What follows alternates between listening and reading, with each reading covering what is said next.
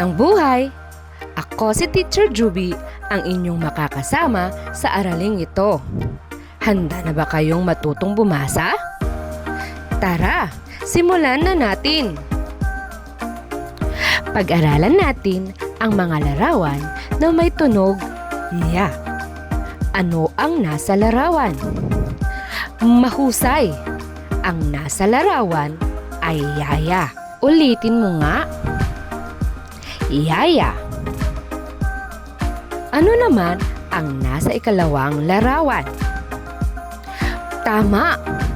Ito ay yoyo. Ano naman ang nasa larawan? Magaling! Ang nasa larawan ay yeso. Pag-aralan naman natin ang mga larawan na may tunog na.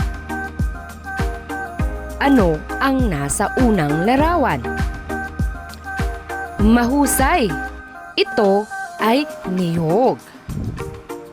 Ulitin mo nga. Ano ang nasa larawan? Magaling!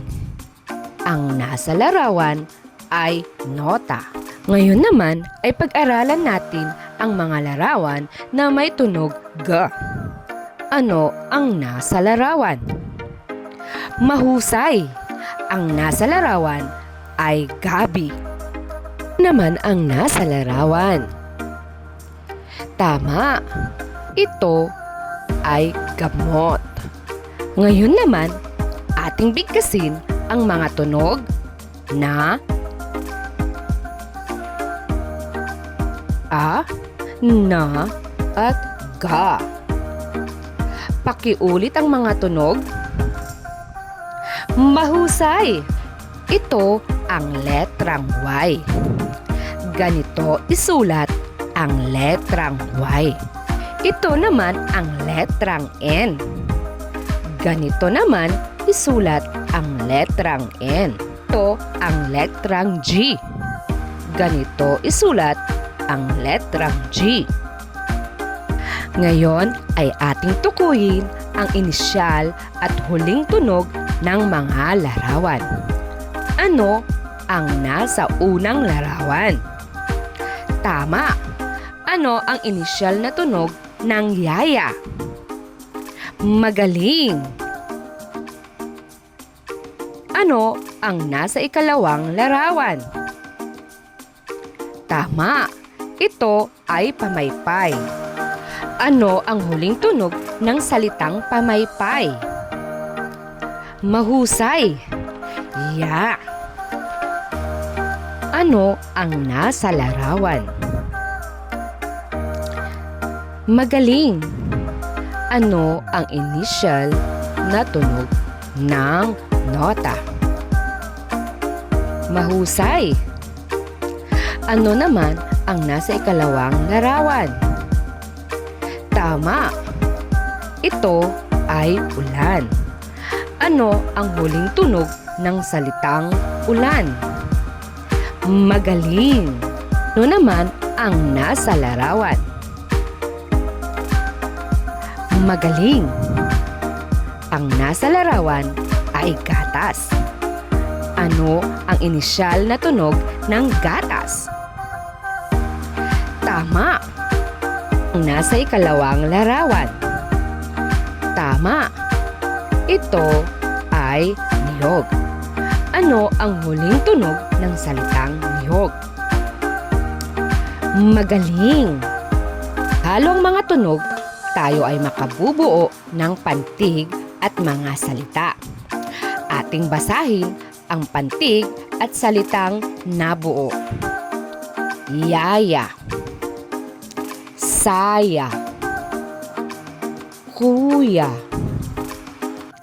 tama, lasa, biyaya. Kayo naman ang magbasa. Mahusay!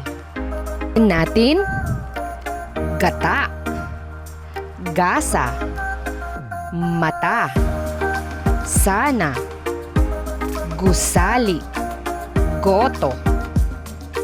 Kayo naman ang magbasa, mga bata. Mahusay! Basahin natin. Baso, tabo, noo, yema, kaso, gabi. Kayo naman ang magbasa. Magaling! Ang iba pang mga pantig, basahin natin. Ina, kagabi, talaba, masaya, ligo, malaya. Kayo naman ang magbasa, mga bata. Magaling! Tayo ay bumasa ng pangungusap. Si Kuya ay masaya.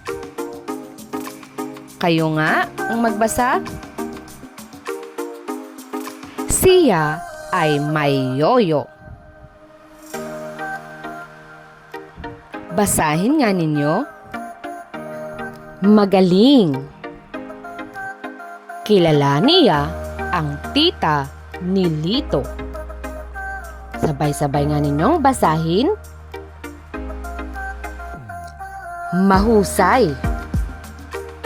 Naliligo ang batang masaya. Basahin nga ninyo. Magaling! Ang ama ni Nina ay malakas. Kayo nga ang magbasa. Mahusay! Tayo ay magsulat ng mga sumusunod na may letrang M, A, S, I, E, U, B, T, K, L, Y, N, at G. Narito ang mga pangungusap. Basahin natin. Matigas ang buto ng alagang aso ni Mila. Sagutin ang mga tanong na nasa pangungusap.